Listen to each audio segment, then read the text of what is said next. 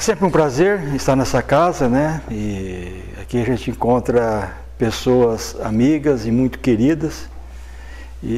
Então é sempre uma satisfação muito grande estar aqui com vocês. Uma vez eu vi uma frase que dizia assim: somos aquilo que nós temos feito de nossas vidas. Afinal de contas, o que nós temos feito de nossas vidas? Bom, a gente podia pensar tanto do plano físico, né? As questões do dia a dia, do trabalho, familiares e muitas coisas. Mas também podemos pegar essa mesma questão sobre aquilo que nós temos feito de nossas vidas sobre o ponto de vista espiritual. E talvez para nós reunidos nessa casa, nessa noite, seja mais interessante nós nos fixarmos principalmente sobre esse aspecto. O que nós temos feito de nossas vidas nas questões espirituais. Se nós fizermos uma análise de nossas vidas, a maioria de nós vamos notar que nós tivemos momentos muito bons espiritualmente, né? Aprendemos muitas coisas, conquistamos valores espirituais, né? Porque trabalhamos no bem, estudamos, aprendemos, né? Nós podemos chamar esses momentos de momentos de glórias, né? De crescimento. Em outros momentos, porém, nós nos percebemos perdidos nas questões espirituais. Nós cometemos erros, muitas vezes erros até graves. Cometemos falta pelos caminhos, prejudicamos a nós mesmos, outras pessoas que estão próximas de nós. Então, são aqueles momentos que nós poderíamos chamar de quedas. Nós temos esses dois momentos na vida, se nós fizermos uma comparação aí das nossas vidas até os dias atuais, muitos de nós com quedas, outros com momentos de glória, momentos bons, momentos ruins, e assim nós vamos tocando a nossa vida espiritual. Mas por que será que acontece isso? Muitas vezes nós estamos bem, estamos caminhando bem, de repente nós tropeçamos, nós caímos. Por que será que isso acontece? Quais serão as dificuldades que nos levam a cometer esses erros e muitas vezes tropeçarmos nos nossos caminhos? Conto uma história, eu acho que inclusive eu já contei essa mesma história aqui nessa casa alguns anos atrás, mas sempre vale a pena quando a história pode nos mostrar um bom exemplo. Conta-se que certa vez o Miguel Ângelo, uns falam que é Miguel Ângelo, outros falam que era o Leonardo da Vinci, mas ele estava pintando lá a Capela Sistina em Roma. E ele tinha que pintar o rosto de Jesus lá na Capela Sistina em Roma. E aí ele precisava de um modelo, alguma pessoa que tivesse uma expressão suave, uma expressão bonita, uma expressão tranquila, que inspirasse serenidade para as pessoas.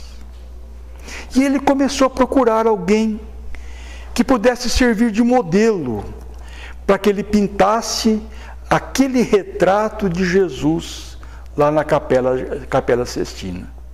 E aí ele encontrou um jovem camponês que sempre morou no campo, trabalhou no campo com a família, era uma pessoa boa, calma, serena, uma expressão harmoniosa, era tudo que ele queria para colocar naquela expressão daquele retrato de Jesus. Ele pediu então para que o rapaz posasse durante alguns dias para que ele tirasse daquele rapaz a expressão que ele queria naquele retrato.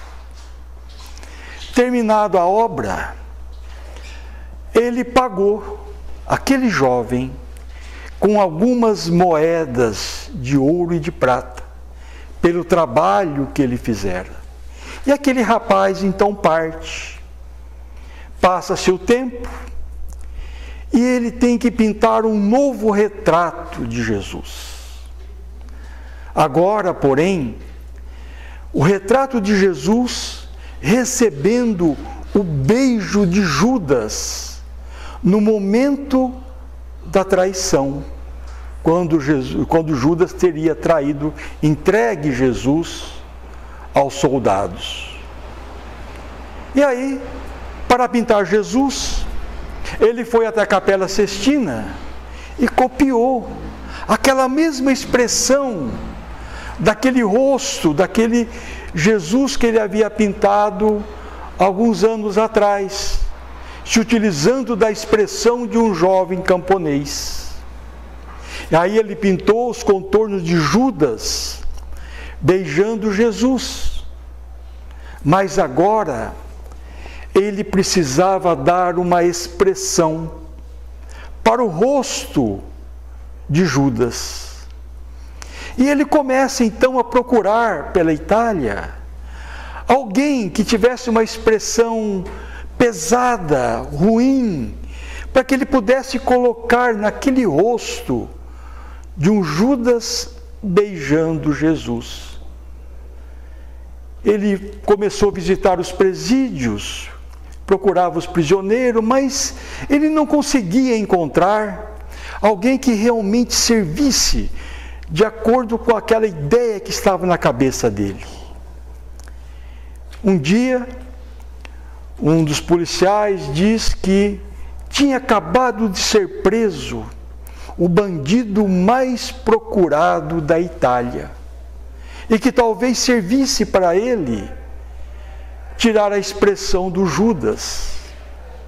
Ele foi até o presídio, e quando ele olhou para aquele prisioneiro, ele descobriu que aquela pessoa era a pessoa ideal para ele tirar a expressão para colocar no rosto de Judas.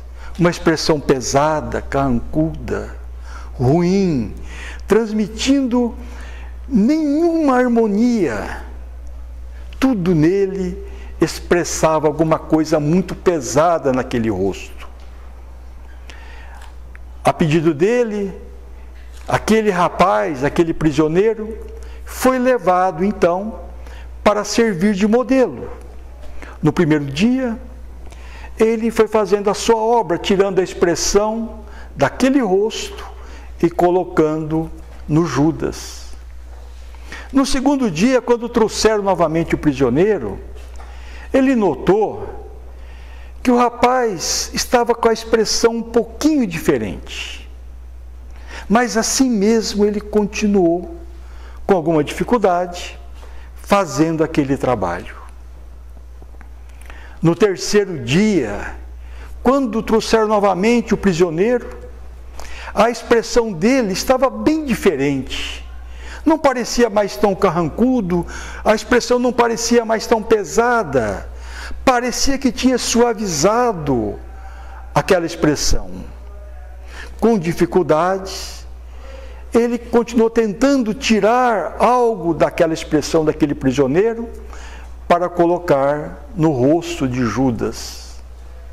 Porém, no quarto dia, quando trouxeram novamente o rapaz, quando ele olhou para o prisioneiro, ele percebeu que a expressão do rapaz era totalmente diferente.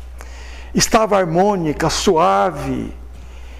E ele disse para o rapaz então: você não serve mais para eu tirar a expressão de Judas para colocar nesse retrato.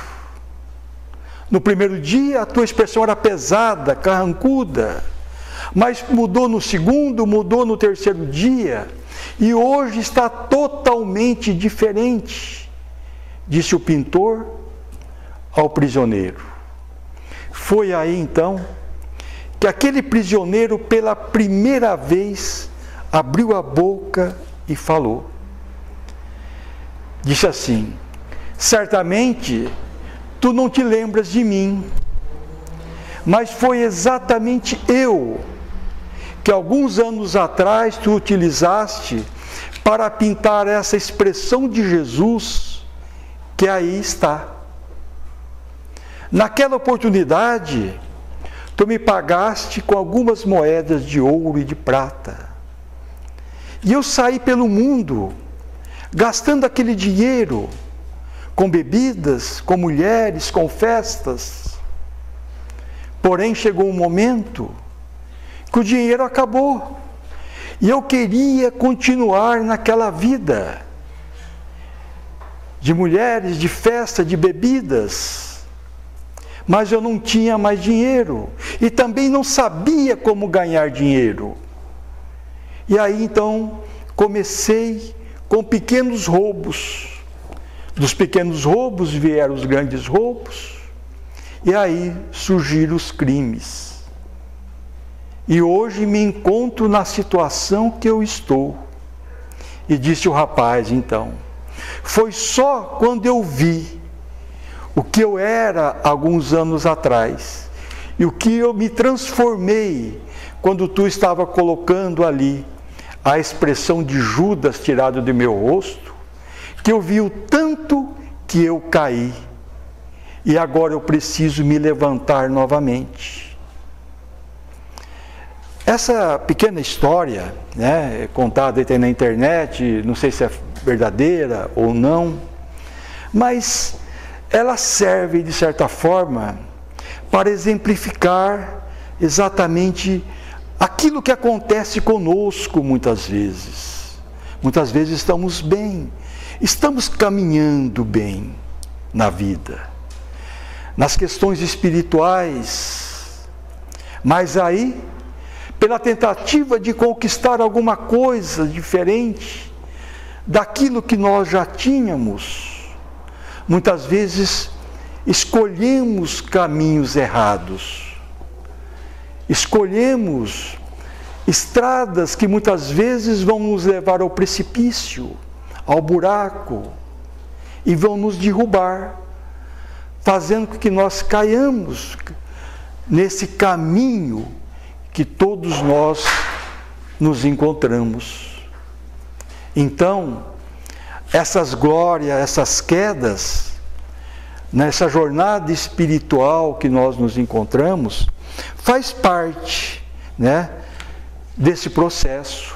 Cair em certos momentos, levantar-se no outro, em outros momentos cair. Mas será que nós precisamos realmente ficar sempre tropeçando nos nossos caminhos? Será que não tem alguma maneira de nós caminharmos com mais segurança? Temos estudado tanto, aprendido tanto com essa doutrina. Por que será que chega ali em certo momento, cometemos erros, tropeçamos e caímos? Bem, nós ainda somos espíritos imaturos, né? Nós estamos aprendendo, evoluindo, conquistando valores. Estamos sim. Mas como espíritos ainda humanos, nós ainda somos imaturos muitas vezes. Queremos dar um passo além. Queremos conquistar alguma coisa além daquilo que nós já temos. Queremos muitas vezes uma vida física um pouco melhor. Não que isso seja errado.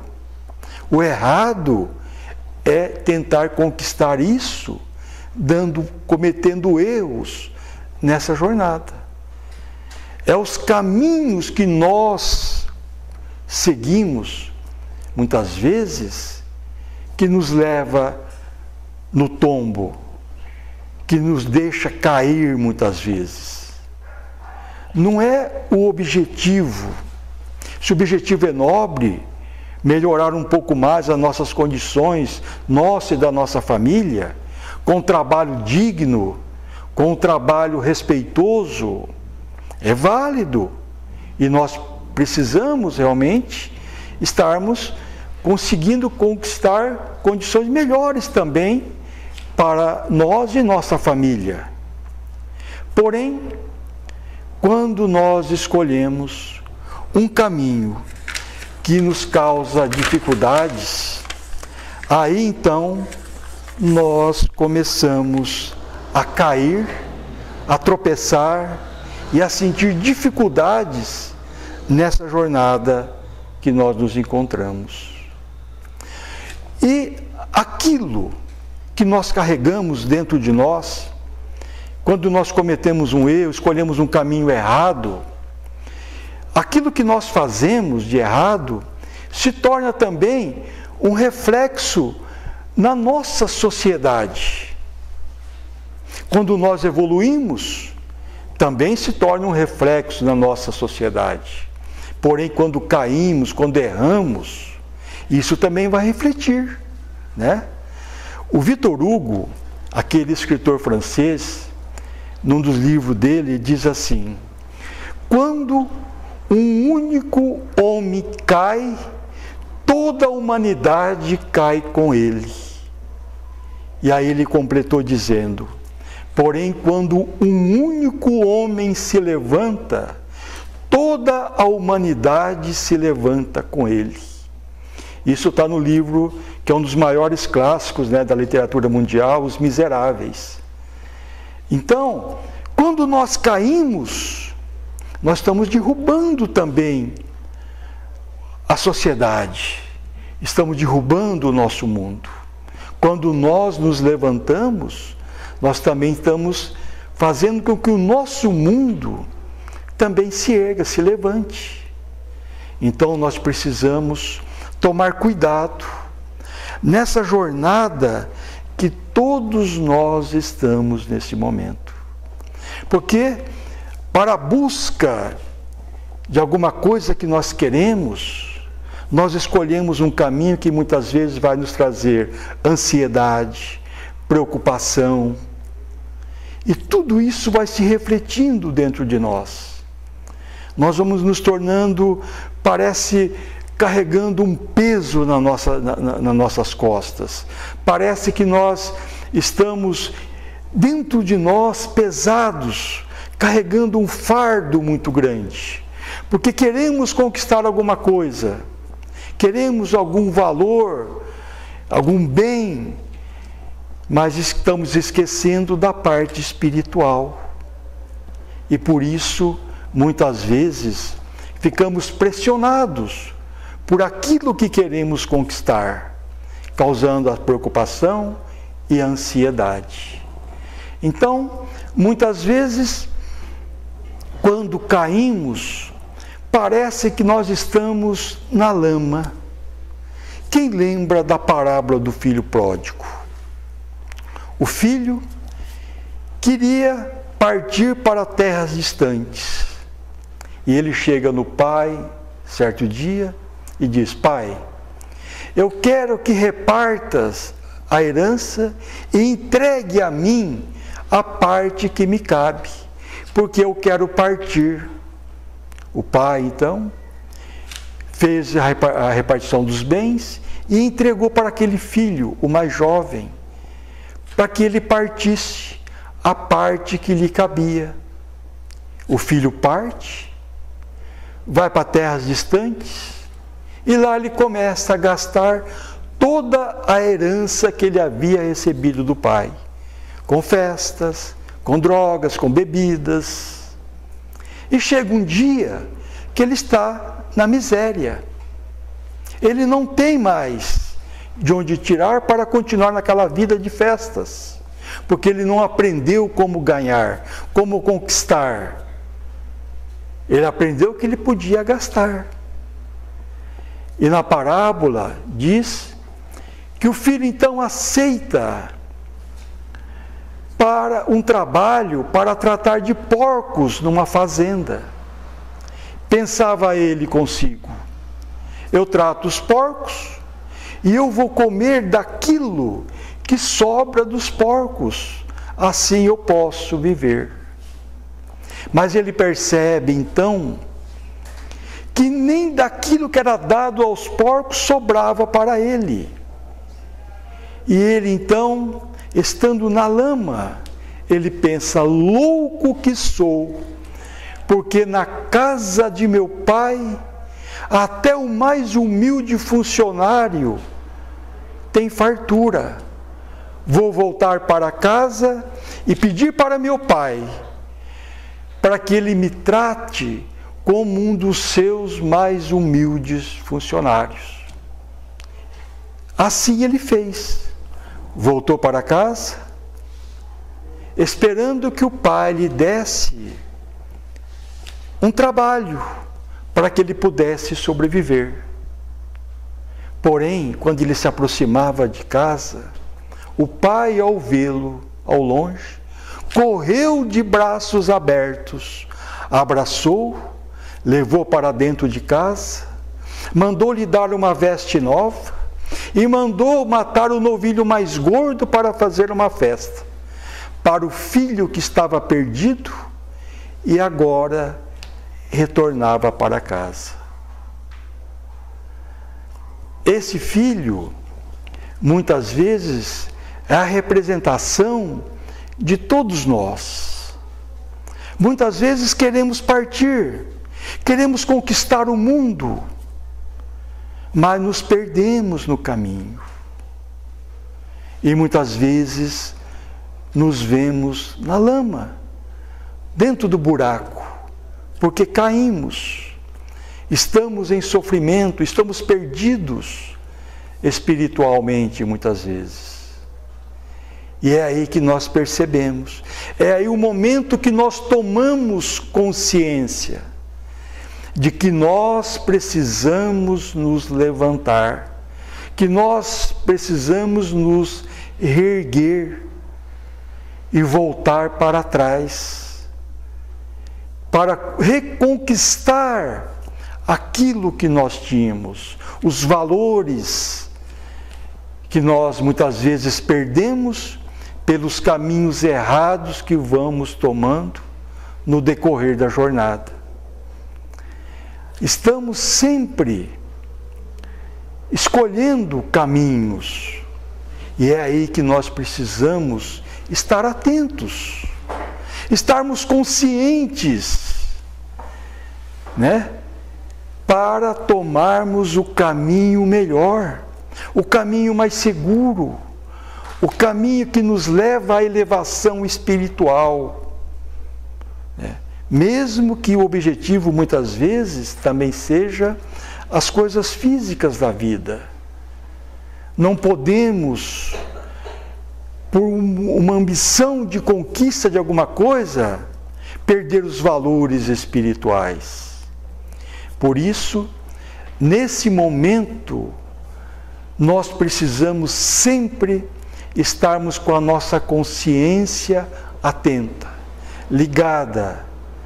Nós vemos no momento atual do nosso planeta tantas situações difíceis acontecendo, tantos problemas nas redes sociais, pessoas destilando ódio umas contra a outra, aquele grupo contra aquele outro grupo, né? Será que precisa disso, né? Porque eu penso de uma maneira, aqueles lá não me servem, ou aqueles outros não me servem. São seres humanos como nós. Pode ser que eles estejam errados, pode ser que o outro esteja errado, pode ser que eu esteja errado. Nós esquecemos de ver isso. Apenas pensamos que os outros estão errados. Não é nós não erramos, né? Principalmente nas redes sociais, nós estamos sempre certos, né? E a gente muitas vezes, a gente fica até triste de ver alguns comentários que muitas pessoas fazem. E fala, será que é necessário isso? E porque muitas vezes até espíritas, pessoas aí que a gente conhece há anos e anos e anos. Nossa, mas para quê? Não precisa disso, né? Vamos todos caminhar, vamos ouvir o outro, vamos conversar, dialogar, trocar ideias, trocar informações. Muitas vezes, mesmo que eu discordo de algum grupo, de alguma situação de que algum grupo expõe, mas eles podem ter alguma coisa útil, né? Nem todo mundo, as pessoas não estão totalmente erradas. Pode ser que tenha pessoas que cometam mais erros, que cometam mais atrocidades. Isso acontece, mas a gente tem que estar preparado para ouvir. Mas nós preferimos muitas vezes apenas criticar, não aceitar, ignorar, brigar, odiar muitas vezes. O que nós estamos fazendo? Estamos tropeçando, estamos caindo, estamos perdendo a rédea, né? E isso a gente vai preocupando, porque isso vai refletindo na sociedade, na humanidade do modo geral. E a gente vê assim tantas discórdias, né? Que a gente nem sabe para onde que tudo isso vai parar. E, principalmente nós, como espíritas, né? A gente pensava sempre num dia do mundo melhor. Mas agora a gente tem que pensar que nós temos que nos transformar individualmente, nos melhorarmos, para ver se nós possamos ajudar um pouco nessa grande guerra de ódio que muitas vezes acontece em nosso planeta. Então, todos nós caímos em certos momentos, não é apenas aquele outro, nós também tropeçamos, nem sempre estamos certos, também cometemos erros. Então, quais são os caminhos que nós, como espírita, devemos fazer para evitar essas quedas que muitas vezes ocorrem nessa jornada espiritual, nessa jornada evolutiva, que todos nós nos encontramos? Teve um tema que eu abordei uma outra vez, que foi a última vez que eu esteve aqui, tirado de um livro do José Herculano Pires, chamado Curso Dinâmico do Espiritismo. Eu abordei lá um tema chamado Ação Espírita na Transformação do Mundo. E lá, o Herculano Pires coloca 3 regrinhas, 3 itens, que segundo ele foi muito importante, né, para ele, e como aprendizado. E ele fala que para a transformação do mundo, nós precisamos fazer a nossa transformação, o nosso crescimento espiritual. E como é que começa? Ele fala que o primeiro item que nós precisamos conquistar é o amor. E ele fala que o amor começa do amor por nós. Nós precisamos aprender a nos amar, para depois aprendermos e verdadeiramente amar o próximo, amar os outros. Nós nos amamos, aprendemos a nos amar, vamos amar a nossa família, nossos parentes, nossos amigos, a nossa sociedade. E aí vamos respeitar aquele grupo, as outras pessoas. Porque nós amamos e vamos com respeito dialogar com eles, né? A segunda item que coloca o Herculano Pires, lá nesse curso dinâmico de Espiritismo, Ação Espírita para a Transformação do Mundo, é o trabalho. Todos nós precisamos do trabalho para quê?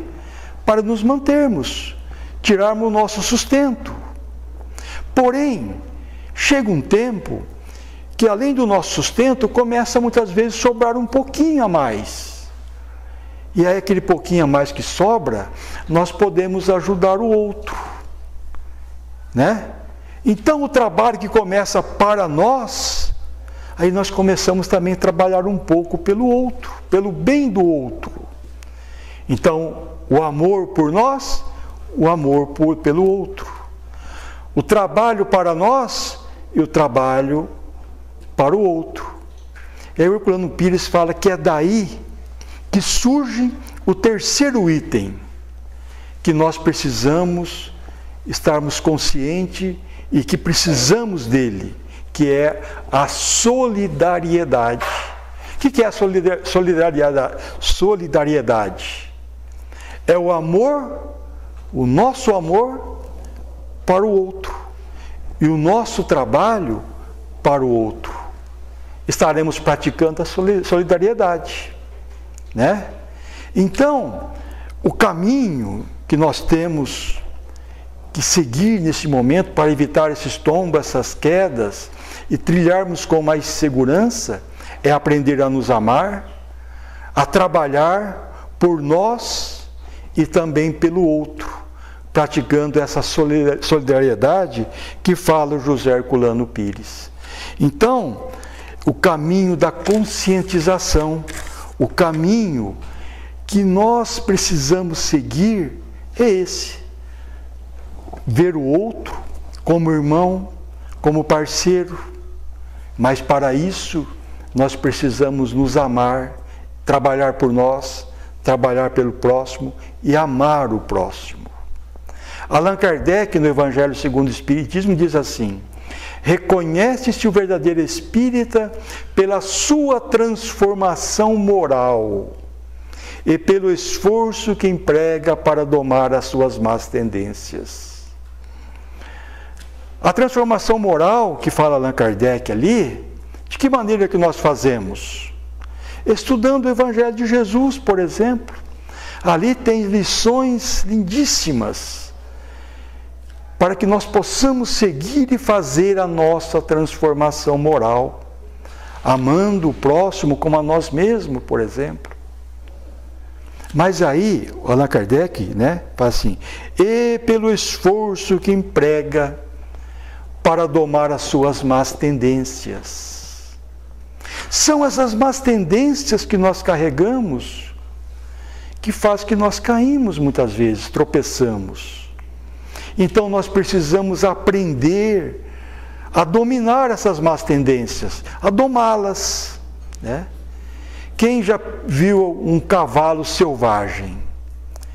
Se a pessoa montar num cavalo selvagem, ele vai sair pulando e vai jogar a pessoa para fora, derrubando a pessoa.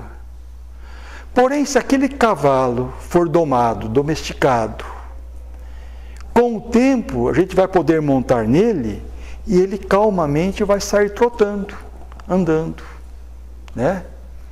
Por quê? Ele foi domado. Nós também muitas vezes precisamos aprender a domar essas más tendências que nós carregamos dentro de nós: preguiça, orgulho, vaidade, maledicência e muitas outras que todos nós carregamos. Então, quando Allan Kardec diz: reconhece o verdadeiro espírita pela sua transformação moral e pelo esforço que emprega para domar as suas más tendências, é exatamente nessa segunda parte, desse esforço para domar essas más tendências, que nós realmente precisaremos de muita luta. Porque essas más tendências, muitas vezes nós já vemos carregando elas de várias encarnações passadas. São as nossas tendências negativas que nós trazemos de lá. Fora aquelas outras que nós aprendemos na infância, que aprendemos com os amigos, que aprendemos no dia a dia. E nós vamos só alimentando essas más tendências. Então nós precisamos domá-las dentro de cada um de nós. Porque a partir do momento que a gente aprender a domar a preguiça, a maledicência, a má vontade, o orgulho, a vaidade, muitas coisas como isso, nós vamos estar caminhando com mais segurança nessa jornada evolutiva que todos nós nos encontramos. E só para a gente encerrar, vou voltar a lembrar da frase de Victor Hugo: quando um único homem cai, toda a humanidade cai com ele. quando um único homem se levanta, toda a humanidade também se levanta com ele. Nós precisamos aprender a nos levantar e evitar as quedas. Assim estaremos ajudando a nós e a essa nossa humanidade, para que juntos possamos crescer e conquistar os valores necessários, para que um dia retornemos à pátria espiritual melhores do que quando aqui chegamos pelo nascimento. Que Jesus nos abençoe a todos.